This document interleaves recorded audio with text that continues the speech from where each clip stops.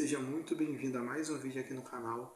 Agradeço ao Senhor que trouxe você até aqui e já seja considerado muito bem-vindo aqui no canal. E hoje Deus preparou uma palavra especial para falar em seu coração.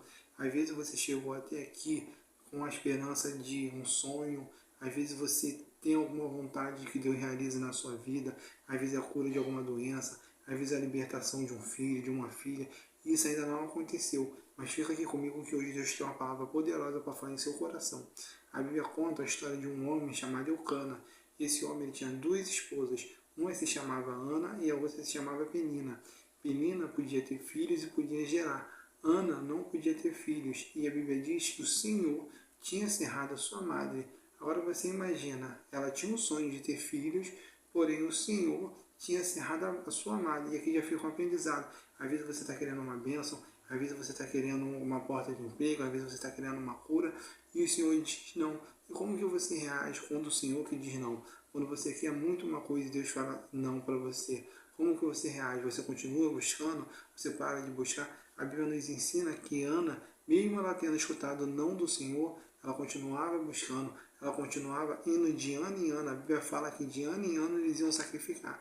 E Ana também ia. Porém, a Bíblia fala que Ana ficava muito triste, pois Penina fazia de tudo para irritar ela. Além dela ter o próprio sofrimento dela, a Bíblia fala que Penina era usada pelo inimigo para poder irritar Ana, provocar Ana, ficar falando, eu posso gerar, você não pode gerar. E aquilo entristecia o coração de Ana. Ana ficava triste, Ana sofria, Ana chorava. E a Bíblia fala que seu marido Eucana, ele amava Ana, ele amava muito a sua esposa Ana. E ele falava a Ana, Ana, não fique assim, por que você fica triste assim? Não sou eu melhor do que 10 filhos para você? Porque ele amava ela, ele fazia de tudo por ela. Porém, só você vai entender a dor que você está sentindo. Só você vai entender o que você está passando. Às vezes as pessoas de fora tentam até compreender, mas tem hora que tem que ser você e Deus. Tem que ser um tratamento seu com Deus. Olha o que diz aqui ó, no livro de 1 Samuel, no seu versículo 10. 1 Samuel, versículo 10. Ela, pois, com amargura de alma, orou ao Senhor e chorou abundantemente.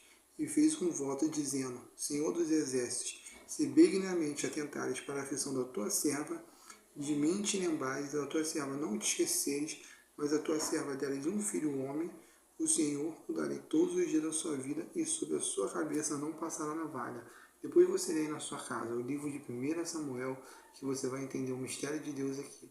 E aqui diz que ela orou ao Senhor e falou que se Deus desse um filho a ela, que ela ia entregar ao Senhor. Olha que bonito aqui, ó. O que ela diz? Senhor, me dá um filho para que eu possa te devolver. Olha o que ela está bem. Quando ela fala, me dá, ela está dizendo para Deus, eu sei que não é meu, eu sei que é teu, mas me dá para que eu possa gerar algo em mim e te entregar. Então aqui mostra que nunca foi sobre Samuel, foi um relacionamento de Ana com Deus, porque Ana, quando ela vai conversar com o profeta Eli, ela diz aqui ó, no versículo 13 e 14, diz assim, ó, portanto Ana no seu coração falava, só se moviam os seus lábios, porém não se ouvia a sua voz, pelo que ele a teve por embriagada, porque o profeta Eli viu ela daquele jeito, ela falando não, porque ela orava, a Bíblia fala que não saía nem voz, não saía nada, a oração dela era só no coração dela, mas Deus ouviu. Então quando você está sofrendo, Deus vê, quando você entrega mesmo a sua alma de coração,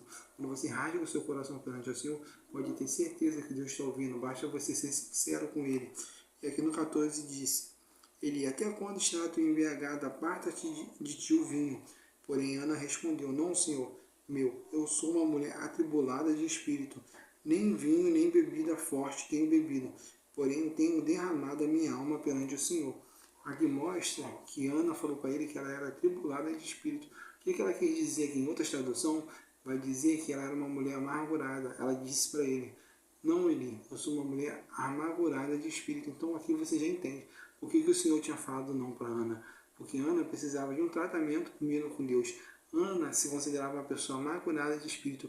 Como que Deus vai colocar promessas na sua vida? Como que Deus vai derramar promessas na sua vida se você às vezes está com o coração amargurado, se você às vezes ainda está com alguma coisa que te afasta de Deus? Então, antes de você querer algo do Senhor, você querer uma bênção, querer uma porta de emprego, ore a Ele, coloque com sinceridade, Senhor, me ajuda a mudar nessa causa.